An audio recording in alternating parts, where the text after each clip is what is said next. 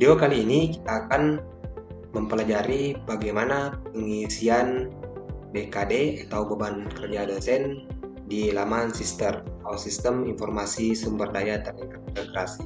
Yang pertama tentu kita masukkan email dan password di Sister Universitas masing-masing.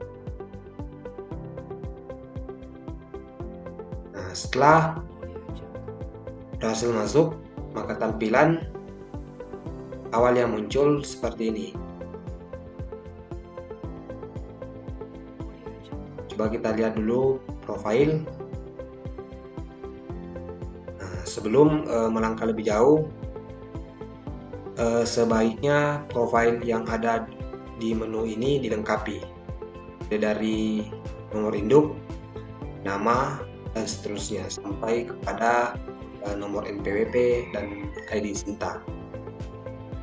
Untuk pengisian layanan BKD ini ada di sebelah kiri. Langsung saja kita klik tanda panah ini. Setelah itu ada kata rekap kegiatan. Nah, ini ada keterangan layanan BKD untuk informasinya tahun ajaran 2020-2021 pada semester genap. Perlu juga kita pahami untuk layanan BKD ini di masing-masing kampus beda-beda. Ada yang sudah memulai dari bulan Mei yang lalu, dan ada yang baru periode genap tahun ajaran sekarang. Ini kita bisa juga unduh salinan pedoman BKD 2021, juga pengantar terbit PO BKD 2021. Ini bisa kita download untuk dibaca. Nah, pada periode penilaian itu pengisiannya ini sampai 30 September. Jadi masih banyak waktu untuk periode genap ini. Ini belum ada laporan yang direncanakan, jadi kita langsung saja. Pertama, klik tanda ini. Nah, kemudian mengisi atau mengupdate biodata. Apabila ada kesalahan biodata, itu bisa kita update dan disesuaikan juga dengan data yang ada di feeder masing-masing. Langsung saja kita masuk ke menu pelaksanaan pendidikan ini. Nah, ini mata kuliah ini sudah otomatis terintegrasi dengan Siakat dan feeder kampus masing-masing. Jadi tinggal kita klaim dan juga mengisi berapa kali pertemuan dirinya dan juga SKSD. Caranya adalah ketik aksi. Misalnya ini kita coba data.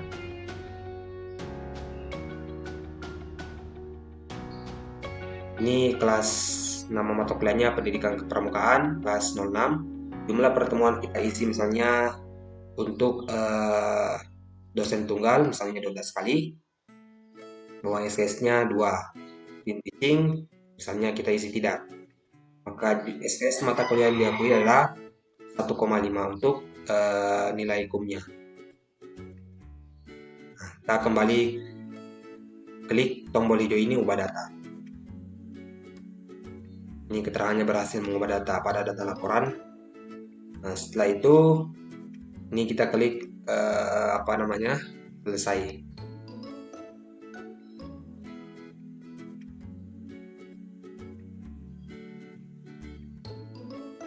Kita tadi sudah klaim untuk data pengajaran contohnya. Kemudian untuk pelaksanaan membimbing seminar, membimbing KKA, ini karena keterangannya belum ada data yang diklaim. Caranya sangat mudah. Pertama kita klik yang ini. Karena datanya diambil dari pelaksanaan pendidikan, jadi otomatis akan diarahkan ke sana.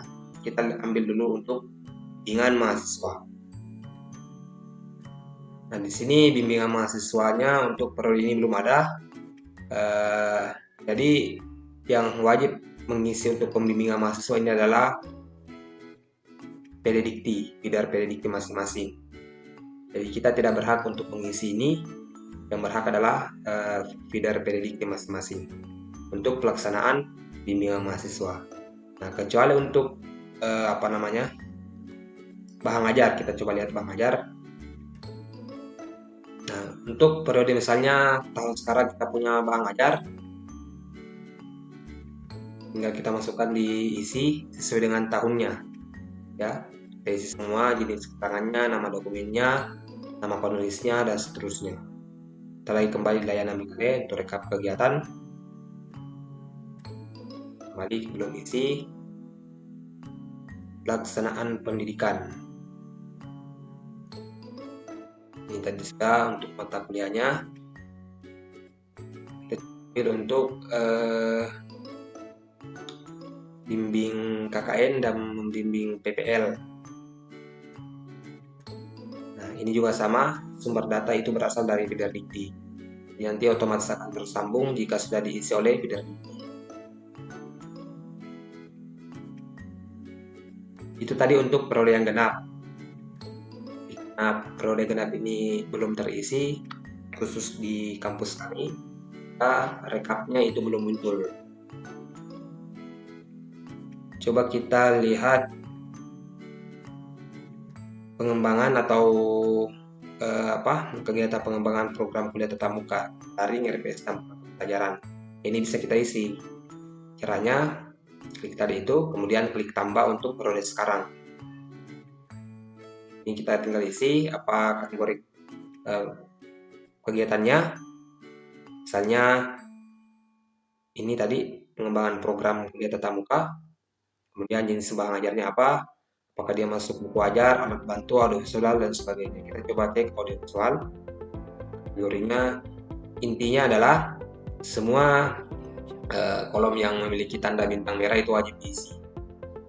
Dan dokumen-dokumennya juga itu jenis yang file yang diisikan adalah PDF, JPEG, dan seterusnya. Keterangan setelah itu nama penulisnya diisi, urutan keberapa, afiliasinya, dan perannya sebagai apa. Apakah sebagai penulis, editor, penerjemah, dan penemu. Terakhir, klik simpan apabila semua sudah diisi dengan lengkap. Maka otomatis di layanan rekap Mikade itu akan muncul tadi pengajarannya. Akan muncul bahan ajar. Di sini. Tapi ini belum ada yang diisi, maka data yang diklaim belum ada. Nah, itu cara atau contoh untuk pengisiannya. Kita lanjut lagi ke bagian penelitian, ya. Nah, untuk bagian penelitian hampir sama dengan pengajaran, karena data penelitiannya diambil dari pelaksanaan penelitian, maka itu juga yang kita isi. Ini kalau misalnya ada dokumen yang belum lengkap, maka akan muncul keterangan seperti ini, belum ada bukti pendukung. Karena bisa diklaim itu harus disertakan bukti pendukungnya. Coba kita cek untuk PMB, hasil penelitian atau hasil pemikiran yang diseminasikan. Maaf, kita ambil dulu yang pelaksanaan. Poin A, menghasilkan karya ilmiah sesuai dengan bidangnya. Tinggal kita klik yang ini. Ini tadi ada publikasi yang belum di dokumen publikasinya. Periode genap ini. Ya. Bila teman-teman belum memasukkan publikasi karyanya di periode genap ini, tinggal klik tanda tambah. Kemudian mengisi sesuai dengan kolom yang disediakan. Dan jangan lupa untuk mengupload file. Dan diizinkan itu adalah PDF dan seterusnya. Ini ada pengarangnya, apakah dia bertindak sebagai corresponding author atau yang lain.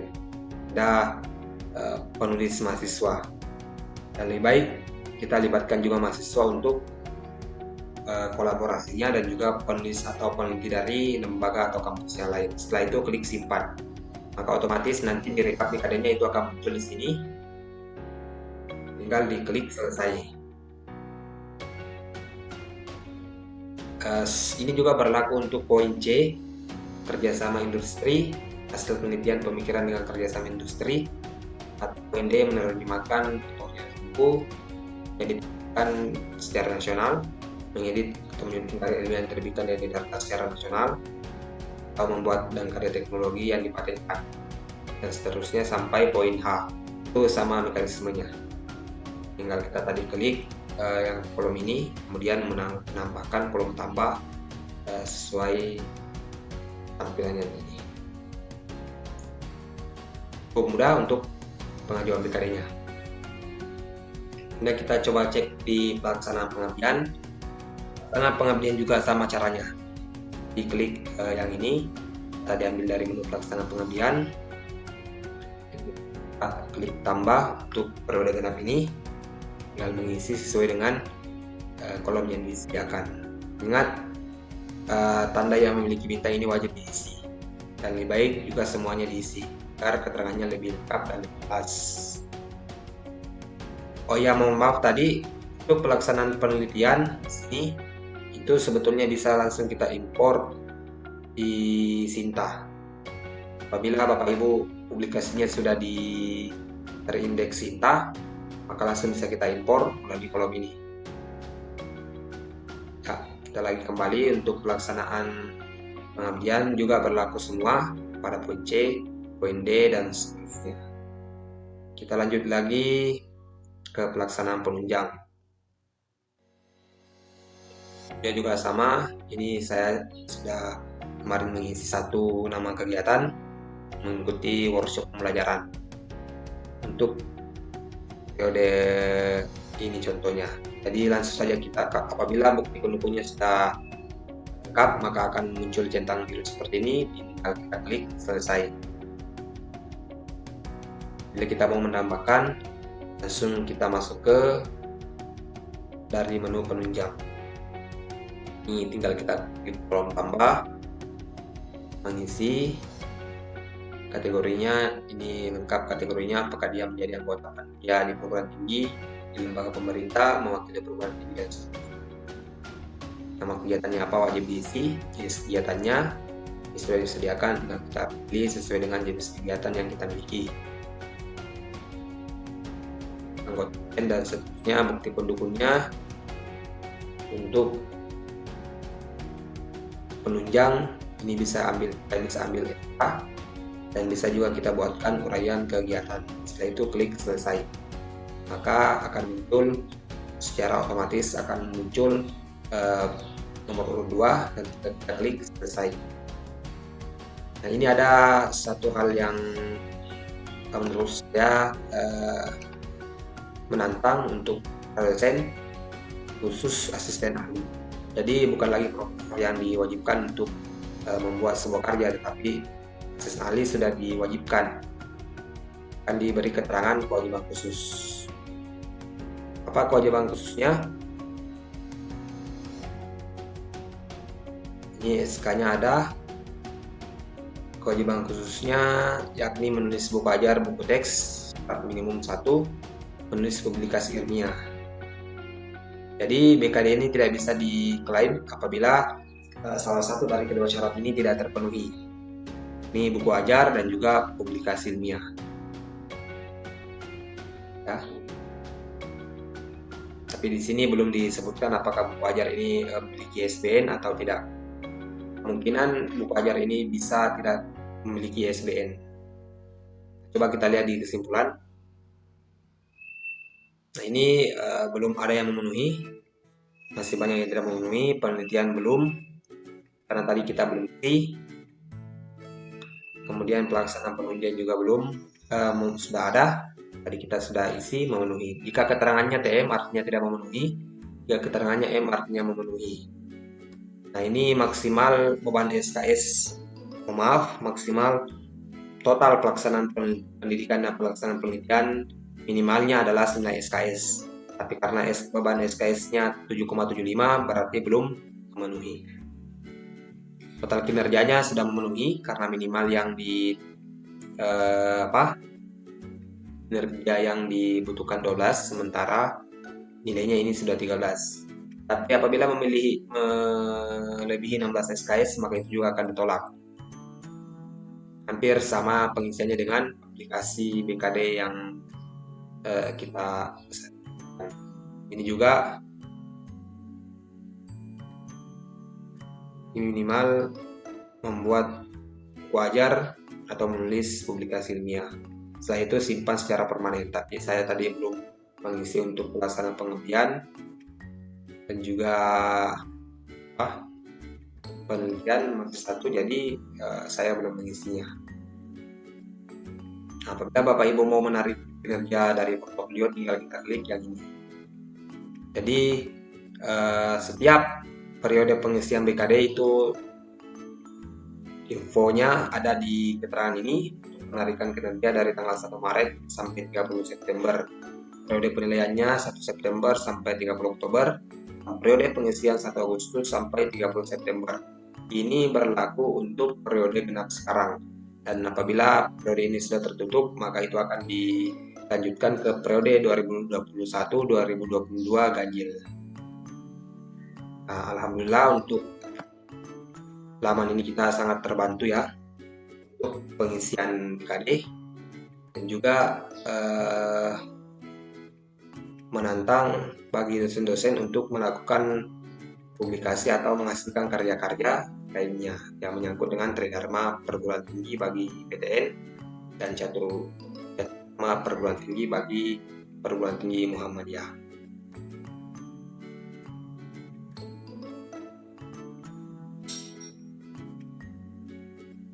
Oke, demikian untuk video ini, semoga bermanfaat, dan apabila ada kekeliruan atau saran bisa berkirim komentarnya di komentar YouTube ini, saling berbagi dan melengkapi.